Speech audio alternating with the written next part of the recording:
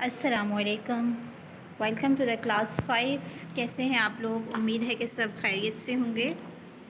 اسلامیات کا یونٹ ہے اور آج ہم سٹارٹ کریں گے سبق میثاق مدینہ۔ ٹھیک ہے، اس کے سبق کے مقاصد کیا ہیں کہ میثاق مدینہ کی اہمیت سے آگاہی، یعنی آپ کو پتہ چلے کہ میثاق مدینہ کی کیا اہمیت ہے یا میثاق مدینہ ہے کیا۔ اور نمبر 2، مخالفین کے خلاف حکمت عملی اپنانے کے متعلق آگاہ کرنا۔ ٹھیک ہے، یعنی جو آپ کے مخالف پارٹی ہوتی ہے، مخالفین ہوتے ہیں، ان کے خلاف آپ کو کیا حکمت عملی اپنانی چاہیے، اس کے متعلق آپ لوگ اس میں جان پائیں گے۔ ٹھیک ہے، تو نبی پاک صلی اللہ علیہ وسلم کی مدینہ آمد سے پہلے یہود کے 3 قبیلے، یہودی آباد تھے نا اس وقت مدینہ میں، یہود کے 3 قبیلے بنو قنیقہ، بنو نذیر اور بنو قریظہ، یہ 3 قبیلوں کے نام ہیں۔ ٹھیک ہے، مدینہ کے اطراف میں آباد تھے، یعنی مدینہ کی طرف، مدینہ کے ہی ایریا میں آس پاس آباد تھے۔ انہوں نے مضبوط برج اور قلعے بنا لیے تھے۔ ٹھیک ہے، یعنی جس میں اپنے لیے انہوں نے مضبوط بڑے بڑے قلعے جو ہے وہ بنا لیے تھے۔ انصار کے 2 قبیلوں یعنی اوس اور خزرج جو ہیں وہ انصار کے 2 قبیلے تھے۔ 2 قبیلے اوس اور خزرج میں جو آخری مارکہ ہوا تھا، یعنی جو آخری لڑائی ہوئی تھی، اس نے انصار کا زور بالکل توڑ دیا تھا۔ یعنی یہ جو لڑائی ہوئی تھی اس میں انصار کمزور پڑ گئے تھے۔ یہود اس مقصد کو ہمیشہ پیش نظر رکھتے تھے کہ انصار باہم کبھی متحد نہ ہونے پائیں، یعنی یہودیوں کا تو ہمیشہ سے یہی مقصد ہے کہ مسلمان آپس میں متحد نہ ہو پائیں۔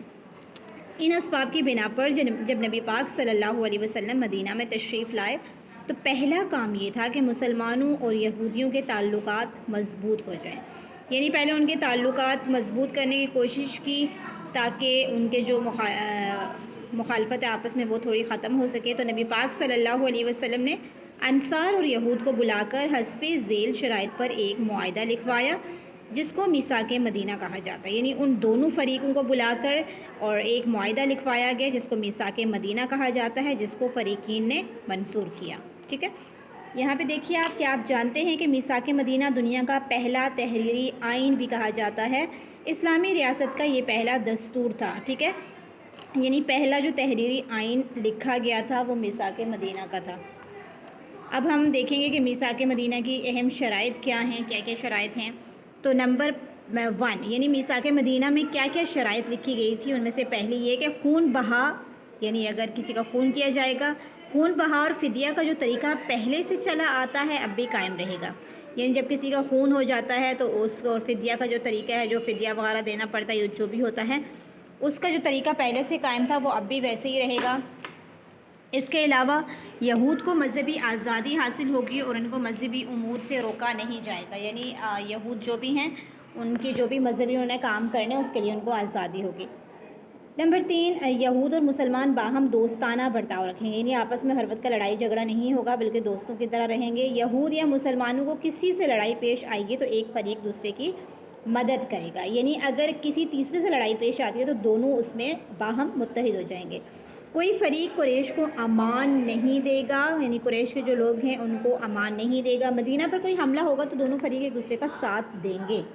کسی دشمن سے اگر ایک فریق صلح کرے گا اور دوسرا بھی صلح کرے گا لیکن مذہبی لڑائی اس سے مستثنیٰ ہوگی۔ ٹھیک ہے، یعنی ویسی جو لڑائی ہے اس میں دونوں ساتھ ہوں گے، لیکن اگر کوئی مذہبی لڑائی ہے، مذہب سے ریلیٹ ہے، تو وہ اس کے لیے یہ رول اپلائی نہیں ہوگا۔ ٹھیک ہے، اور اس کے علاوہ ہر طرح کے جھگڑوں کا فیصلہ جو ہے وہ نبی پاک صلی اللہ علیہ وسلم خود فرمائیں گے۔ تو یہ ایک تھا عہد جو کہ لکھوایا گیا تھا دونوں فریقوں کے درمیان تاکہ اس سے جھگڑے وغیرہ کم ہو سکیں۔ تو اثرات کیا ہوئے، یعنی جب یہ میثاق مدینہ لکھا گیا تو اس کا اثر کیا ہوا؟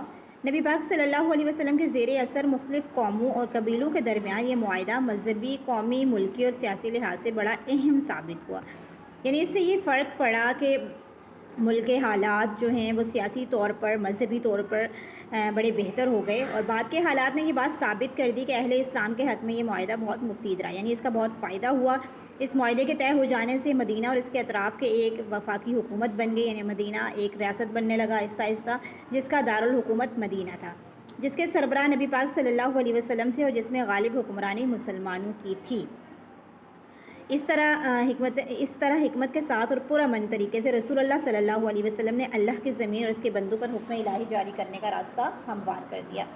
یعنی یہ وہ ساری باتیں ہیں جن سے آج بھی ہمیں سیکھنا چاہیے کہ ہمیں اپنی ریاست کو چلانے کے لیے، ہمیں اپنے ملک کو چلانے کے لیے کس طرح کی حکمت عملی اپنانی چاہیے، وہ ہمیں نبی پاک صلی اللہ علیہ وسلم کی سیرت سے معلوم ہوتی ہے۔ ٹھیک ہے، تو اس سبق کی آپ لوگ ریڈنگ بھی کریں اور اس لیکچر کو بھی سنیں، پھر انشاءاللہ نیکسٹ کلاس میں کنٹینیو کرتے ہیں آگے۔ اوکے، اللہ حافظ۔